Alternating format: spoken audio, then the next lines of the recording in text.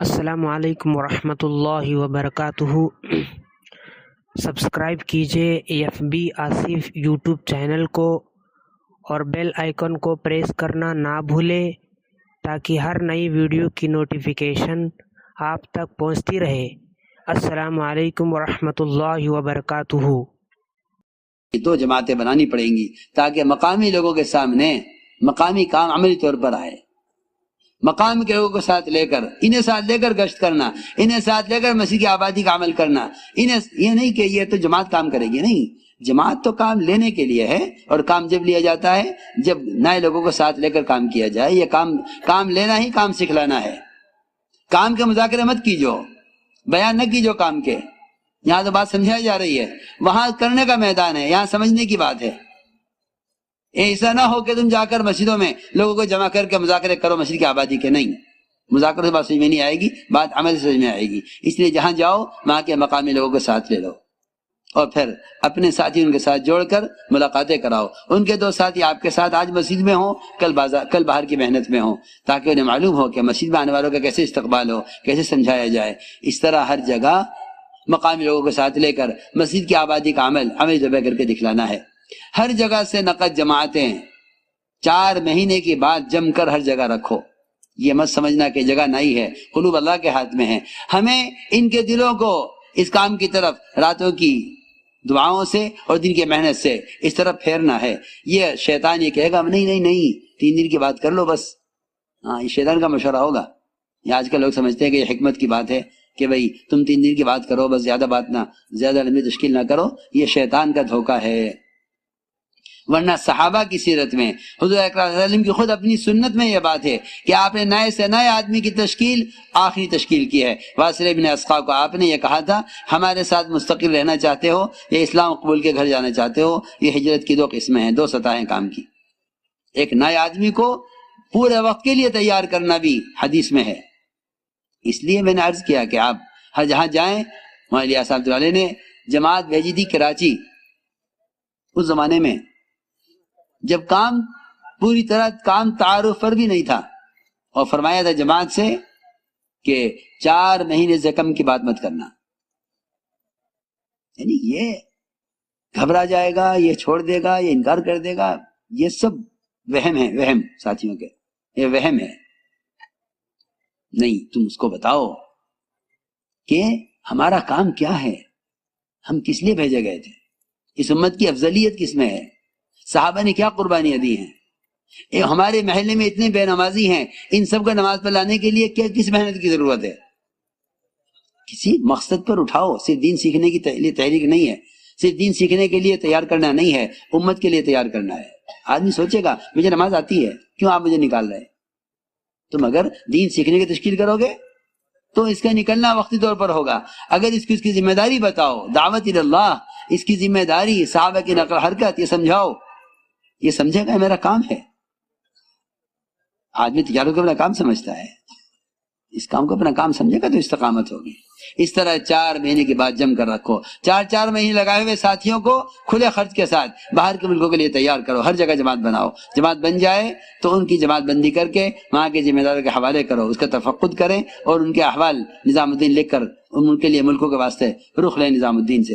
یہ ہر جگہ جماعت جہاں جائے وہاں کے مقامی لوگوں پر محنت کرے، اور جماعتیں بنا کر ہر جگہ اللہ کے راستے میں نکالیں۔ اس طرح انشاءاللہ ہمیں ہر جگہ جا کر محنت کرنی ہے۔ اسی طرح مقامی کام جس میں اپنی مسجد کا مشورہ، تعلیم سے روزہ، اور اپنی مسجد کے اطراف کے تمام گھروں میں ان اعمال کو زندہ کرنا، یہ نکلنے والی جماعتیں ہر جگہ اس کام کو جمانے کی کوشش کریں۔ ایک بڑا مجمع وہ ہے، اس وقت اللہ کے راستے میں نہیں نکل رہا ہے، اس پر استغفار کرے، صحابہ والی کیفیت پیدا ہو غم کی، اور اس بات کا ڈر دل میں پیدا ہو کہ اللہ کے راستے میں نکلنے میں تاخیر کرنا اللہ کی ناراضگی کا سبب ہے۔ اس کو اللہ سے مانگو کہ اے اللہ تم مجھے اس کام کے لیے قبول کر لے، جس کام کے لیے انبیاء اور صحابہ نے جان دی ہے، اس کام کے لیے تم مجھے قبول کر لے۔ اللہ سے اپنے لیے قبولیت کو مانگو۔ جو اب نہیں جا رہے ہیں وہ اس کا عزم کریں کہ انشاءاللہ ہم اپنے مقام پر رہ کر ابھی اس محنت کو کرنا ہے۔ گھر کے 5 اعمال جو اعمال ہدایت ہیں، جو اعمال نبوت ہیں، جو اعمال تربیت ہیں، جس میں سب سے بنیادی عمل روزانہ گھر میں قرآن کی تصحیح کا حلقہ قائم کرنا، گھر کے افراد کو جمع کر کے، یہ اجتماعی اعمال ہیں۔ قرآن نے ان کو اجتماعی اعمال کہا ہے۔ صحابہ کی سیرت میں اجتماعی اعمال ہجرت سے پہلے کے ہیں۔ حضرت خباب رضی اللہ تعالیٰ عنہ حضرت عمر کے بہنوں کو قرآن سکھلا رہے تھے حلقہ لگا کر، جب حضرت عمر رضی اللہ تعالیٰ عنہ حضور اکرم صلی اللہ علیہ وسلم کو قتل کرنے کے لیے نکلے، کہاں جا رہے ہو عمر؟ اس نے غصے میں تلوار سوتی ہوئی ہے ہاتھ میں کہ میں آج نعوذ باللہ قصہ ختم کر کے آتا ہوں، آج محمد صلی اللہ علیہ وسلم کو قتل کر کے آؤں گا۔ فرمایا پہلے اپنے گھر کی خبر لو، بہن کے گھر میں یہی دین داخل ہو گیا ہے۔ وہاں گئے تو وہاں قرآن کو صحیح کرنے کا اجتماعی حلقہ لگا ہوا تھا۔ یہ اجتماعی حلقہ قرآن کی تصحیح کا یہ ہر مسلمان کے گھر کا عمل ہے۔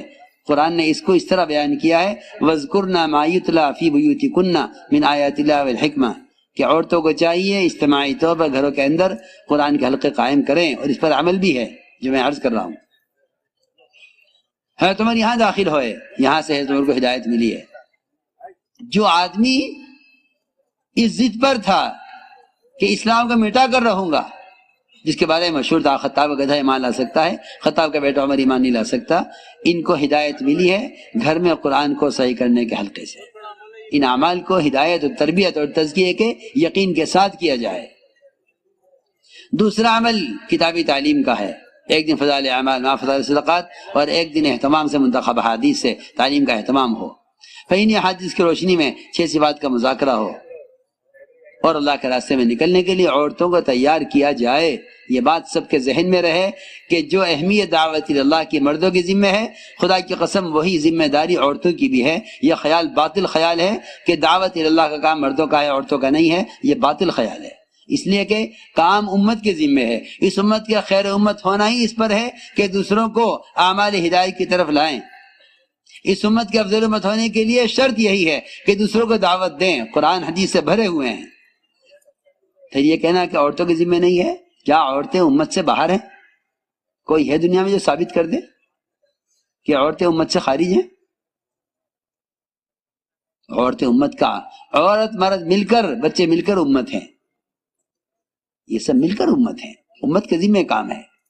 اس لیے جو ذمہ داری مردوں کی ہے وہ ذمہ داری عورتوں کی ہے۔ اپنے گھروں میں یہ ماحول قائم کریں، اور عورتوں کو چاہیے کہ اپنے مرد محرموں کے ساتھ، شریعت کے ساتھ، پردے کے ساتھ، شرائط کے ساتھ ہماری مستورات نکل کر دوسرے گھروں کے اندر جا کر یہ اعمال کا ماحول قائم کریں۔ مستورات کی جماعتوں کی نقل و حرکت کا اصل مقصد ہر گھر کے اندر ان اعمال کا ماحول قائم کرنا ہے۔ اس لیے پورا مجمع اس کا عزم کر لے کہ انشاءاللہ ہمیں کوشش کر کے ہر گھر کے اندر، اور ماشاءاللہ